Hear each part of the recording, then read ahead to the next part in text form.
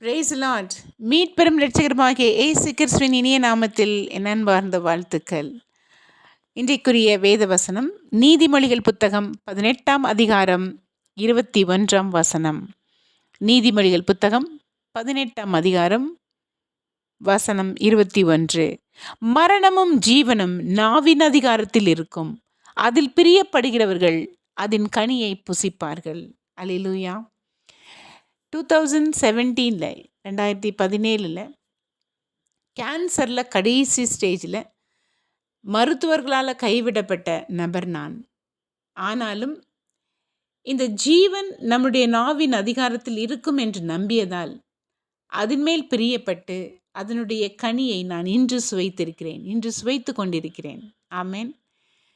8 நாள் கொடுத்து இது இது இது நடக்காது, இது முடியாது அப்படின்னு சொன்ன காலத்தில் இருந்தேன்னா இன்றைக்கு நான் ஜீவித்து கொண்டிருக்கிறேன் என்று சொன்னால் என்னுடைய ஜீவன் என்னுடைய நாவின் அதிகாரத்தில் இருக்கிறது. நான் சொன்னேன், cancer you don't have right to stay in me, the anointed child of God.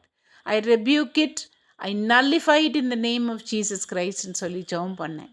நீ ஒரு அபிஷேகம் பெற்ற மகளிடம் இருக்க உனக்கு தகுதி இல்லை, நீர் வேரோடு அறுப்புண்டு போ என்று சொல்லி ஜெபம் பண்ணினேன்.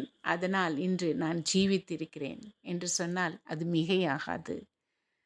அப்படியாக உங்களுடைய சூழ்நிலைகளுக்கு ஏற்ப நீங்கள் எதை குறித்து பேச வேண்டும் என்று நினைக்கிறீர்களோ அதை குறித்து பேசுங்கள். ஜீவனாகவே இருக்கட்டும், அதன் கனியை புசிப்பீர்கள்.